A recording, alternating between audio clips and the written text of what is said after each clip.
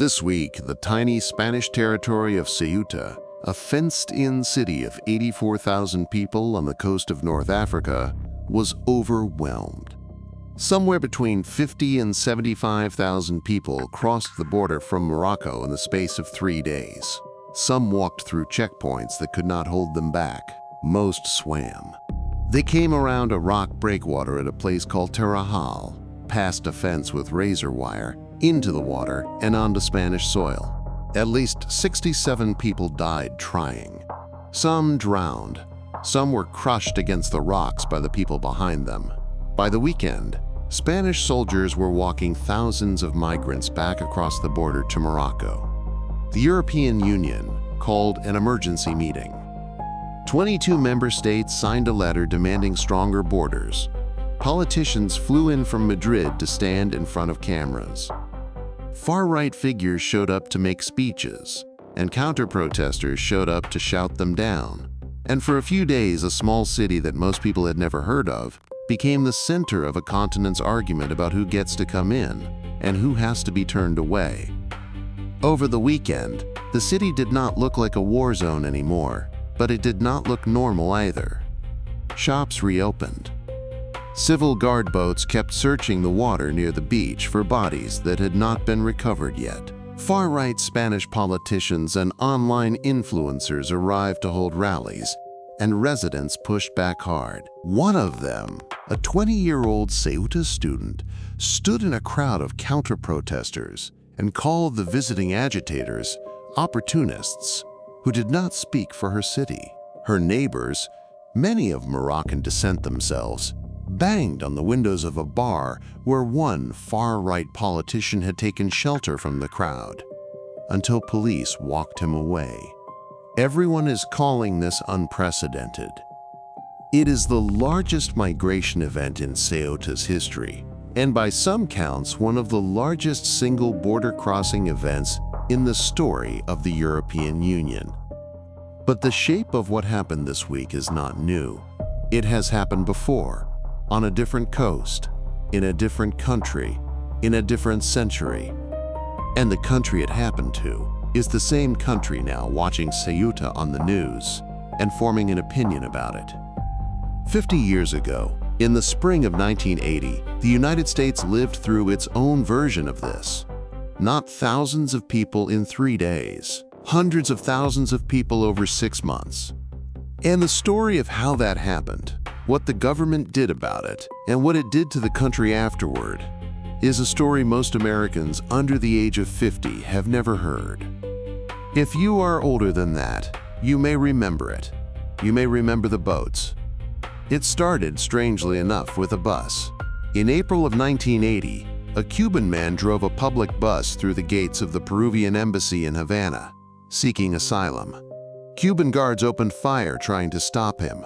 One guard was killed in the crossfire. Furious, the Cuban government withdrew its protection from the embassy grounds, expecting that gesture to embarrass Peru and discourage further defections. It did the opposite. Within 72 hours, more than 10,000 Cuban men, women, and children had crammed themselves onto the embassy's small compound, sleeping in trees, standing for hours in the sun, desperate for a way out of the country.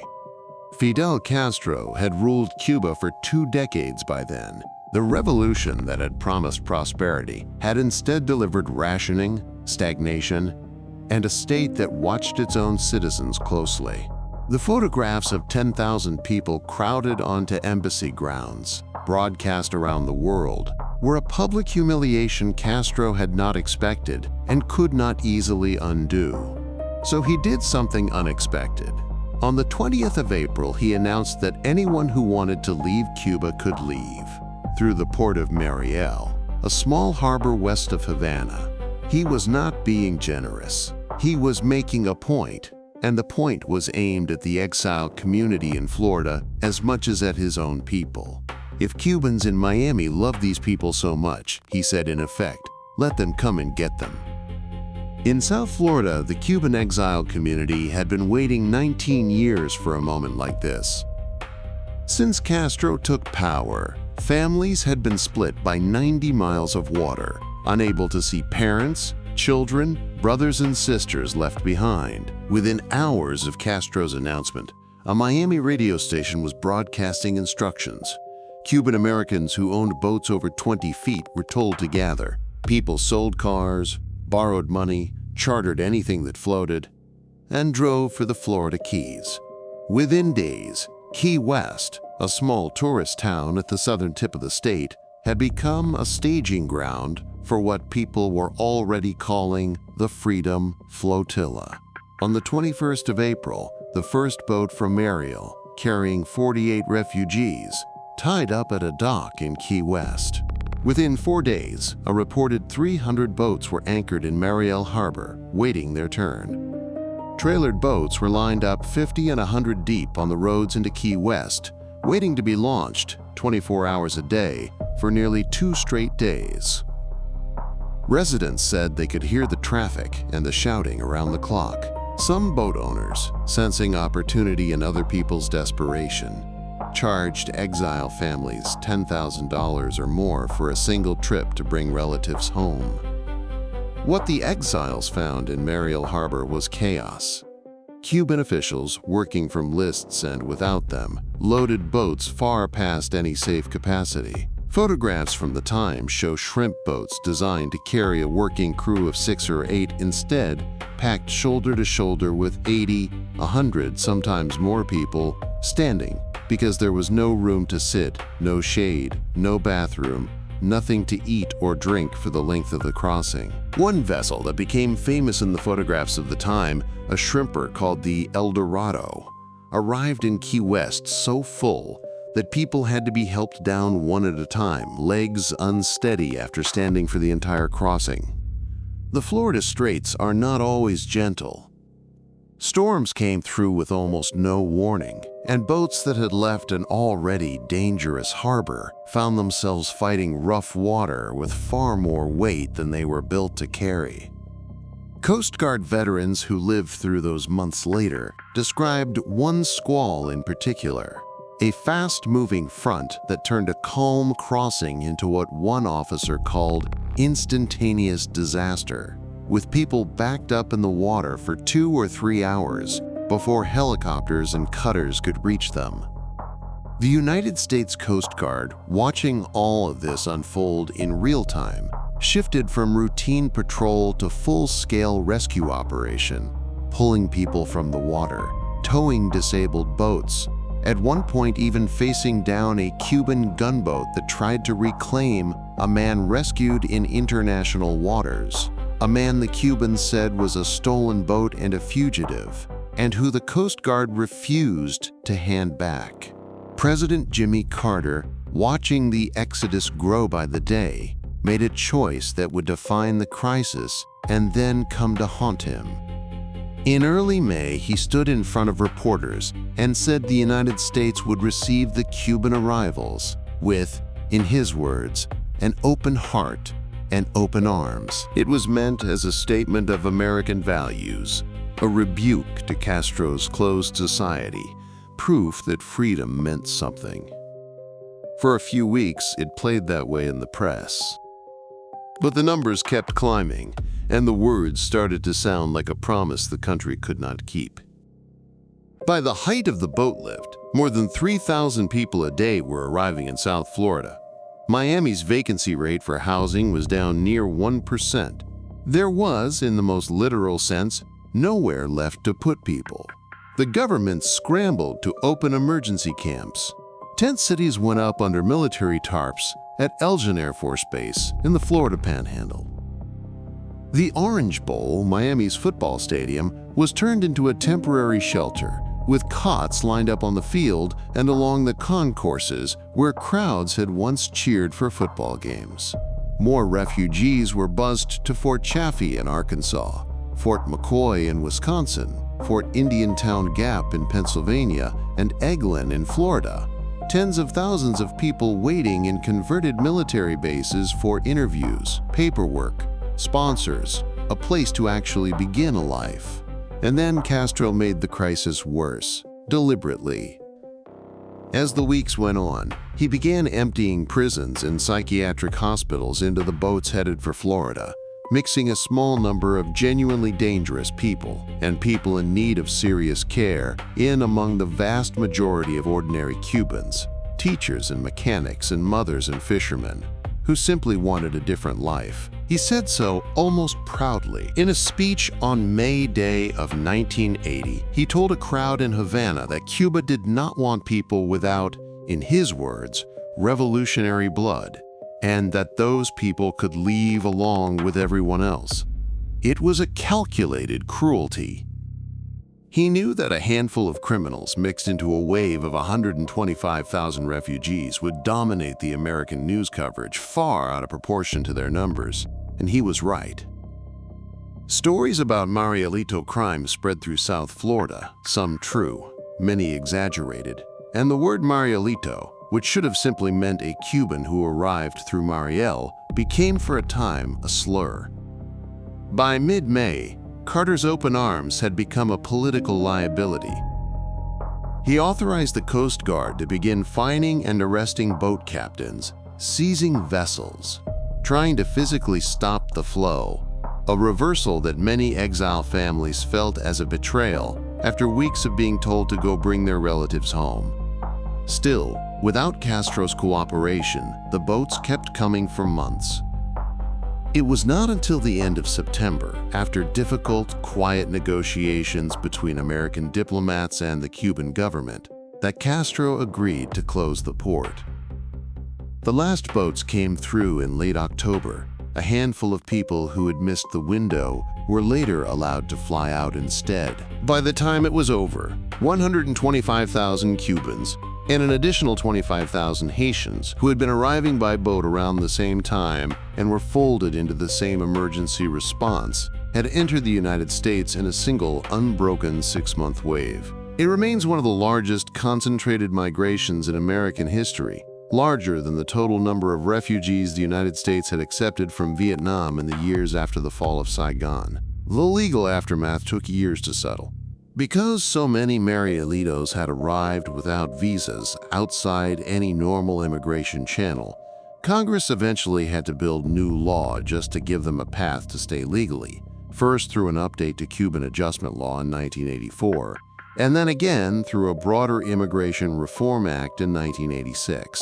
Some refugees who had been swept up in Castro's prison releases, a small fraction of the total, but a group large enough to matter, spent years in federal detention while courts and immigration officials tried to work out what to do with people who had committed crimes in Cuba but had never been convicted of anything under American law. Some of those cases were still being litigated more than a decade later. Most of the Marielitos, though, were exactly what they had always claimed to be: ordinary people escaping a stagnant, controlled economy and a government that did not want them asking questions. They went on to become part of the fabric of Florida, opening businesses, raising children who are now in their 40s and 50s, some of them building the very Cuban-American community in Miami that shapes American politics to this day. The small minority who had come out of Cuban prisons drove up crime statistics in parts of South Florida for a period of years, fueled a wave of fear and stereotype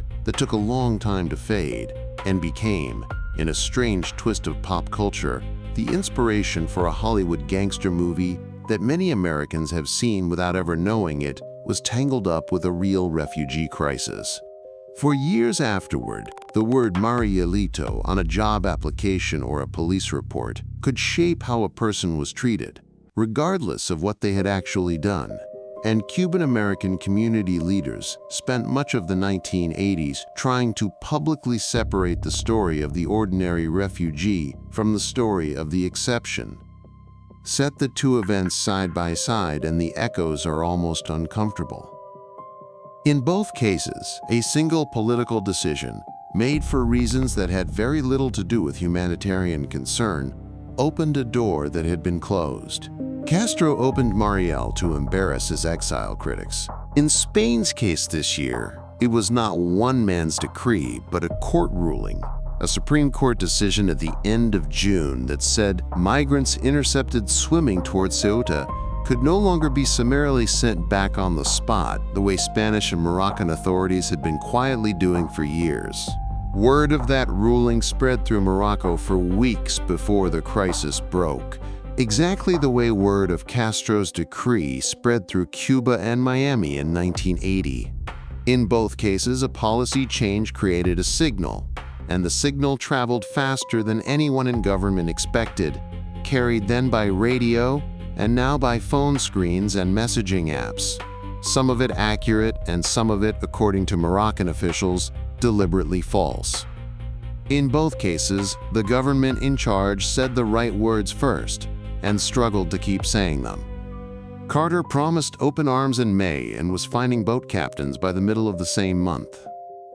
Spain's leadership called the mass crossing a violation of the country's territorial integrity almost as soon as it happened, and by the weekend was walking thousands of people back across the border. No waiting period, no extended welcome. The instinct to open and the instinct to close showed up in both stories within days of each other, not years apart. In both cases, ordinary local people were left holding a crisis that their government had not prepared them for. Key West, a town built for tourists, had thousands of refugee boats lined up on its streets in 1980. Ceuta, a city of 84,000, had tens of thousands of new arrivals appear across 3 days this year, with nowhere for them to go, no shelter built, no plan in place, despite reports that Spanish intelligence had warned this could happen days in advance. And in both cases, a fringe of people used the chaos to advance an argument that had nothing to do with the people actually arriving. In Miami in 1980, rumors about criminals and the mentally ill spread faster and louder than the truth about who most of the Marielitos actually were. In Ceuta this year, far-right figures flew in within days to stage confrontations in front of cameras and were met by local counter-protesters, including Ceuta residents of Moroccan descent, who said the outside agitators did not represent their city at all. Even the mechanics of how word traveled rhyme across the 50 years between them. In 1980, it was a single Miami radio station broadcasting instructions to boat owners within hours of Castro's decree, an old technology that still moved information faster than the government could react to it. In 2026, Morocco's Interior Ministry says the people who rushed toward Ceuta were partly misled by rumors spreading online. A new technology doing the same old job, turning a policy change into a stampede before officials on either side of the border had time to plan for it. In both stories, the government found out how fast a rumor moves the hard way, after the fact, standing in front of a crowd that had already arrived. The differences mattered just as much as the parallels, and a fair telling has to hold both. The Mariel refugees were, under the law and the politics of the Cold War, treated by the United States as people fleeing communism, a category that earned enormous public sympathy in 1980, regardless of how the crisis itself was managed. The people crossing into Ceuta this year are, by and large, economic migrants from Morocco, a country that is not at war and is not, technically, in crisis, even though youth unemployment there sits above 37%. That single legal distinction, refugee versus economic migrant, changes almost everything about how each group was and is treated under the law, however similar the boats and the fences and the fear looked on television. The scale and speed were different too. Mariel unfolded across 6 months, a slow bleed that gave the American government time, however badly it was used, to build camps and process people. Ceuta happened in 3 days. There was no 6-month runway. There was a Wednesday, and then there was a Friday, and by then it had already happened. And the political blocs involved are not the same shape at all. Mariel was a story between two countries and their exiled diaspora. Ceuta is a story about one country's fence being the entire European Union's only land border with Africa, which is why 22 nations, not one government, ended up writing a joint letter about it. Whatever happens next in Spain will not be decided only in Madrid. Ask people who were there, in either era, what the crisis meant, and you get two answers that do not agree, and both of them come from people who were not wrong to feel the way they did. There are people in 1980 and now who look at this pattern and see nothing but repetition. A researcher who studies migration into Europe, describing the pull factors behind this year's crossings, put it simply, there is what he called a constant structural attraction to Europe for younger people, because economies like Spain's keep doing well while economies nearby do not. That is close to word for word what economists said about the pull of Florida in 1980, a wealthy neighbor next door to a country that could not offer its young people a future. From that point of view, nothing has changed in 50 years, except the fence has gotten higher and the water crossing has gotten shorter. The argument runs like this. Rich countries build walls, desperate people find the gap in the wall, a crisis happens, the country panics, and 6 months later, everyone has moved on until the next gap opens somewhere else. If that is true, then the lesson of Marielle was never learned, because the lesson would have had to be about the conditions that make people leave in the first place, not about the fence. There are other people, then and now, who say the comparison, however tempting, is not fair to the present. Spain in 2026 is not Cold War America. There is no ideological enemy on the other side of this border. No clean story about escaping tyranny that can rally a nation the way Carter's open arms rhetoric did, however briefly, in 1980. The people making this argument point out that Morocco is not Castro's Cuba, that the crossings into Ceuta are shaped by economic hope rather than political persecution, and that treating every mass border crossing as morally identical erases real differences that matter under both law and conscience.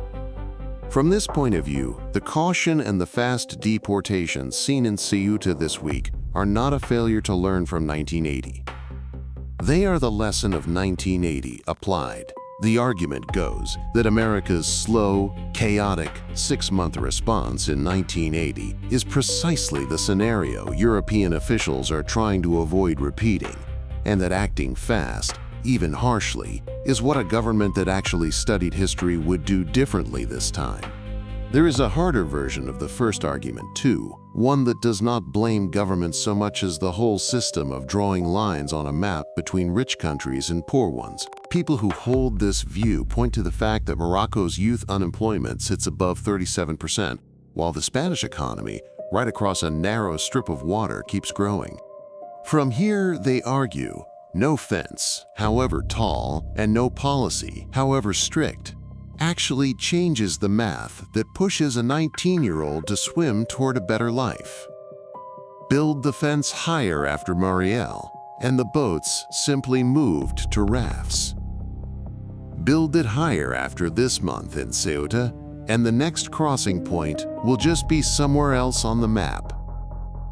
If the underlying gap between two economies never closes, the argument goes, then every crackdown is really just choosing where the next crisis happens, not whether one happens at all. The counter to that is not naive either. Spain did not invent this dilemma in June with one court ruling defenders of the tougher response point out. It has faced large-scale crossings into Ceuta and Melilla before, in 2017, in 2021, each one smaller than this one, but following the same basic pattern. And each time the response softened just enough that the incentive to try again never really went away.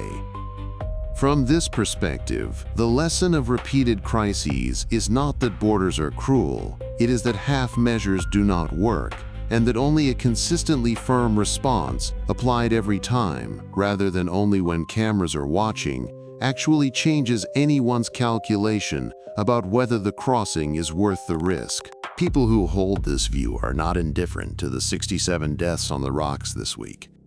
Many of them argue the opposite, that an inconsistent policy which sometimes lets people stay is precisely what convinces desperate people the risk is worth taking in the first place, and that consistency, however harsh it looks on a single afternoon, is what actually saves lives over the following years.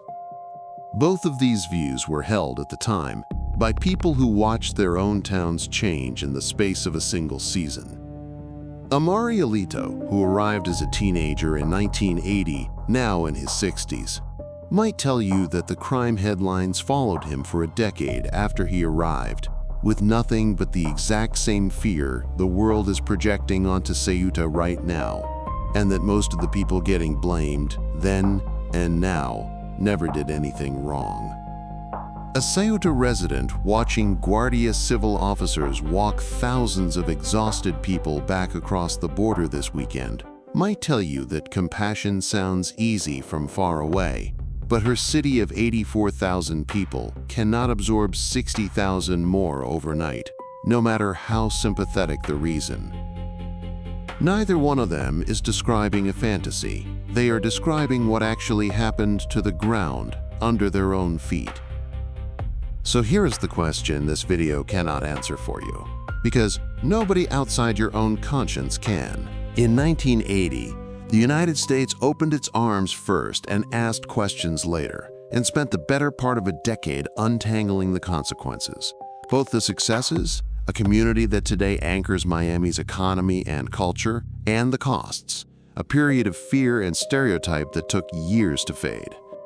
In 2026, Spain and the European Union are trying to close the door first and sort out the humanity of it after. Which mistake would you rather make? Is it better to let people in and manage the chaos afterward, the way America eventually did, or to hold the line hard and fast, the way Spain is doing right now, even knowing that 67 people died on the rocks trying to get around that line this week? Nobody in Key West in the spring of 1980 knew they were living through something people would still be studying 50 years later. They just knew their town had changed overnight, that the docks were full, that the news vans had arrived, and that their government seemed to be making it up as it went along. Nobody in Ceuta this week knew. At the moment, the water was full of people, whether they were watching a tragedy, a crime, an act of desperation, or all three at once. History does not usually announce itself while it is happening. It only starts to look like a pattern once someone much later lines two summers up side by side and asks whether anyone was paying attention the first time. If you lived through 1980, you remember what it felt like to watch boats arrive faster than anyone could count them, and you know how long it actually took for the fear to fade and for the Marielitos to just become your neighbors. If you are watching Ceuta unfold on your phone this week, you are living the first chapter of a story whose ending nobody has written yet. Both of you are looking at the same picture from opposite ends of it. The people versus two sides, one story. You decide.